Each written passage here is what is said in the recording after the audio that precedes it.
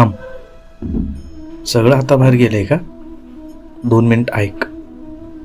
आजचा दिवस, आजची वेळ किंवा कदाचित तुमची मनस्थिती सर्व काही हाताबाहेर गेल्यासारखं वाटतंय का? डोळ्यात पाणी आहे, पण सांगायला शब्द नाहीत. घाबरू नका. आजची स्वामीवाणी फक्त तुमच्यासाठी आहे. रामाने जेव्हा प्रभू श्रीराम वनवासात होते तेव्हा त्यांच्याही आयुष्यात असाच एक क्षण आला होता, जिथे त्यांना सर्वस्व गमवावं लागलं होतं. पण त्यांनी आपला संयम सोडला नाही. स्वामी समर्थ म्हणतात, जेव्हा तू पूर्णपणे हतबल होतोस तेव्हा तुझा अहंकार गळून पडतो आणि तिथेच ईश्वराची वाट मोकळी होते. आपण अनेकदा म्हणतो, देवा माझ्याच नशिबी का आहे दुःख? पण स्वामी म्हणतात, हे दुःख नाही, ही तुझी परीक्षा आहे, तुला अधिक मजबूत बनवण्यासाठी. जसा सोन्याला अग्नीत तपासावं लागतं तसंच तुझ्या जीवनाला तेज करण्यासाठी ही परिस्थिती आली आहे. एक गोष्ट लक्षात ठेवा, काळ नेहमीच बदलत असतो.